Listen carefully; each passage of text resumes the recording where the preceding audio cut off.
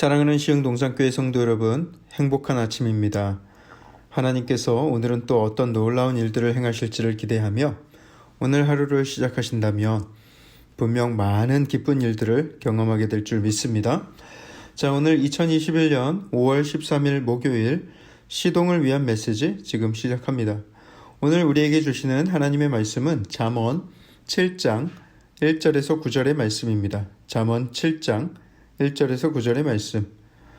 앞서 계속 반복되었던 것 같이 새로운 주제의 교훈을 시작할 때 내 아들아 하고 부르면서 시작하고 있죠.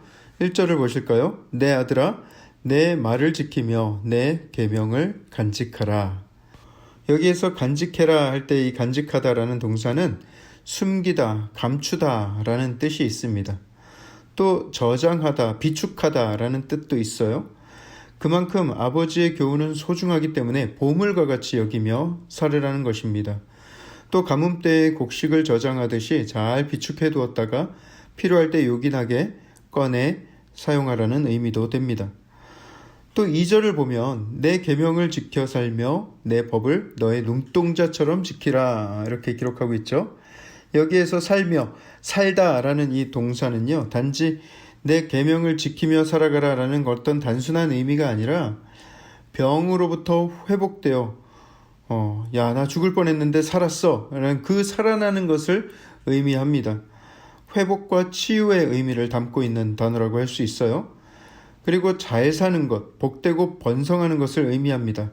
우리말에도 그런 뉘앙스가 있죠. 야, 그 집 좀 사는 집이야. 걔 좀 살아 하면은 무슨 뜻이에요?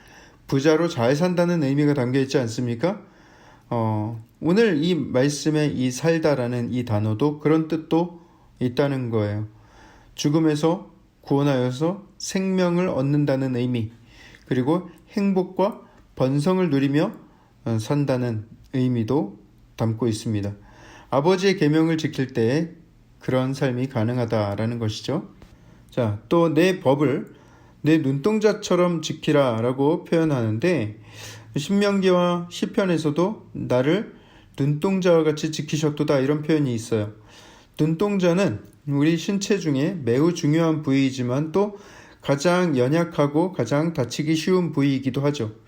그래서 눈앞의 위협에 가장 빠르게 반사적으로 반응하는 것은 우리의 눈꺼풀입니다. 눈동자가 다칠 것 같으면 눈을 질끈 감게 되는 것이죠. 그리고 본능적으로 손으로 얼굴을 감싸게 되는데 그렇게 하여서 우리의 눈동자를 보호할 수가 있는 것이죠. 그만큼 아버지의 법을 가장 소중하게, 가장 민감하게 지켜나가야 할 것을 말씀하고 있습니다. 그리고 3절에는 아버지의 계명과 법을 어떻게 지킬 것인지에 대해서 더 구체적으로 설명을 하고 있는데요. 이것을 너의 아버지의 법을 내 손가락에 매며 이것을 너의 마음판에 새겨라. 이스라엘 사람들은 자녀들로 하여금 하나님의 말씀을 어디에다 적어서 그것을 몸에 붙이고 다니도록 했습니다. 양피지로 된 가죽 조각에다가 하나님의 말씀을 적어서 그것을 손과 이마에 붙이고 다니는 풍습이 있었습니다. 그만큼 그 말씀과 계명을 잊지 않고 살아가기 위해서 몸부림쳤다는 거예요.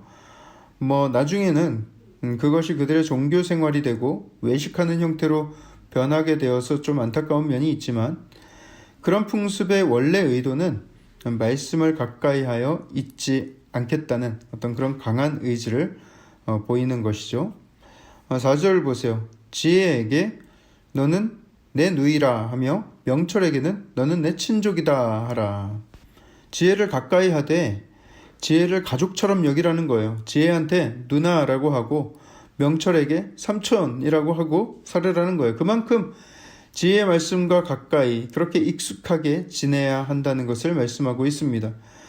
자, 왜 그렇게까지 지혜를 강조하는가? 진짜 하고 싶은 말은 이거예요. 5절에 그리하면, 그렇게 지혜를 가까이 하며 지내면 그 지혜가 너를 지켜서 음녀에게 또 말로 호리는 이방 여인에게 빠지지 않게 하리라. 음란한 죄의 유혹들은 늘 가까이에 있습니다. 하지만 지혜를 가까이 하고 말씀을 몸에 붙이고 지혜와 명철을 가족처럼 가까이 하고 익숙하게 여기고 살아간다면 그런 어떤 유혹이 와도 쉽게 빠지지 않게 해줄 거라는 거예요. 실제로 우리 주변에 믿음의 친구들, 믿음의 동역자, 또 중보 기도자들이 많은 사람들은 죄의 유혹에 쉽사리 넘어가지 않습니다. 가까이 교제하는 사람들이 다 신실하고 하나님을 사랑하고 늘 기도하는 삶을 살고 있는데, 또 그들과 많은 교제의 시간을 내가 가지며 살아간다면 언제 어떻게 죄의 유혹에 쉽게 넘어갈 수가 있겠어요. 하지만 내 주위에 술 친구들로 가득하고 불건전한 언행을 일삼는 사람과 교제하는 시간이 길어지면 조만간에 sooner or later 유혹에 자빠질 위험이 매우 큽니다. 가정을 소중히 여기지 않는 이성들끼리 만나는 자리가 있다거나 동호회, 동창회, 물론 동호회, 동창회가 다 그렇다는 것은 아니지만 남녀가 모여서 불건전한 이상한 기류가 흐르는 그런 모임들이 있다는 거예요. 그런데 자꾸 기웃거리면 분명히 사고가 일어납니다. 폐가 망신하는 수가 있어요. 6절부터 23절까지는 이 지혜자 아버지가 어느 날 우연히 발견한 어떤 어리석은 젊은이의 이야기를 들려줍니다. 창밖을 통해서 밖을 보고 있었는데 지혜 없는 젊은 청년이 있었다는 거예요. 그 청년이 지혜가 있는지 없는지 어떻게 아는가? 그 눈빛만 봐도 알 수 있죠. 걸음걸이만 봐도 알 수 있습니다. 흐리멍텅한 눈과 어리버리한 걸음걸이로 그 길거리를 지나서 음녀들이 있는 골목으로 들어가는 거예요. 자기의 부인이 아닌 이성을 만나기 위해서 어두운 밤에 은밀히 그 골목길에 들어서고 있는 것이죠. 지난 며칠 동안에도 음녀와 간음에 대한 경고가 계속해서 나왔습니다만 지금까지는 음녀가 적극적으로 청년을 유혹하는 내용들이었죠.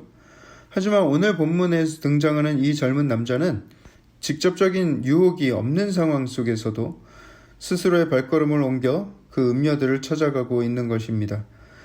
자신의 정욕을 채우기 위해서 죄의 구렁텅이 그 음란한 어둠을 향해서 들어가고 있는 것이죠. 오늘 본문은 여기서 끝이 납니다. 그 젊은이가 어떻게 될런지에 대한 이야기는 to be continued. 내일 이 시간에 다시 이야기를 나누도록 하겠습니다. 하지만 굳이 내일까지 기다리지 않으셔도 우리는 그 결론을 짐작할 수 있지 않습니까? 성경에서요, 간음에 대한 형벌은 늘 일관되게도 잔혹한 죽음을 당할 것을 명시하고 있습니다. 사랑하는 성도 여러분, 우리는 지혜와 가까이 해야 합니다. 지혜를 보험을 지키듯이 눈동자를 지키듯이 지키고 누이처럼 삼촌처럼 가까이 지내야 합니다. 주변에 지혜로운 친구들, 신앙의 동역자들을 많이 두고 그들과 친밀한 교제 가운데 살아가야 합니다. 악행과 음란을 저지르면서도 아무런 양심의 가책을 느끼지 못하는 그런 사람들과의 만남을 여러분 이젠 피하십시오. 그것이 옳지 않은 것인 줄 알면서도 여러분들은 그들과 지내다 보면 양심이 무뎌져서 그들과 똑같은 행위를 어느덧 하고 있을 것입니다. 내 인생에 무엇을 가까이 해야 하고 무엇을 멀리 해야 할 것인지만 잘 분별하며 살아도 우리는 많은 죄악과 재앙을 피해갈 수 있습니다. 내가 누구와 가까이 지내며 살 것인가, 누굴 기피하며 살 것인가, 이것만 잘 정해도 우리는 많은 유혹과 음란으로부터 벗어날 수가 있다는 거예요. 오늘 본문 마지막을 보시면 그 어리석은 젊은이는 밤 늦게 있어서는 안 될 장소에 있었습니다.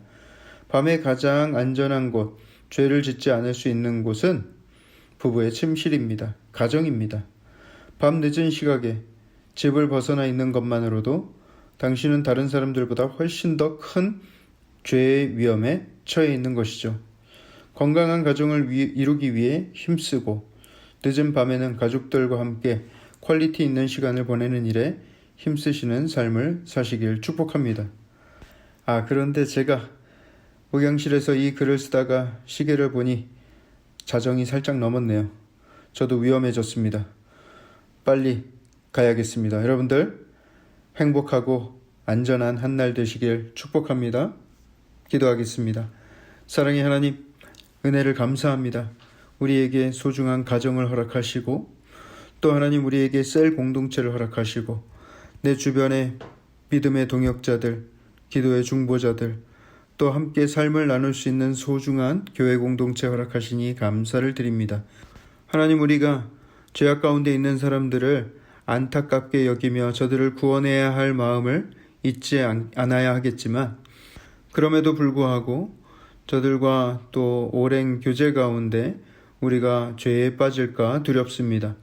하나님, 우리의 삶에 누굴 만나야 할지, 누구와 좋은 교제를 나눠야 할지, 또 무엇을 멀리하고 무엇을 가까이해야 할지를 잘 분별하게 하시고 그 선한 지혜를 가지고 하나님이 기뻐하시는 일에만 쓰임받는 우리의 삶이 되게 하여 주시옵소서. 이 모든 말씀을 살아계신 예수 그리스도 이름으로 감사하며 기도합니다. 아멘.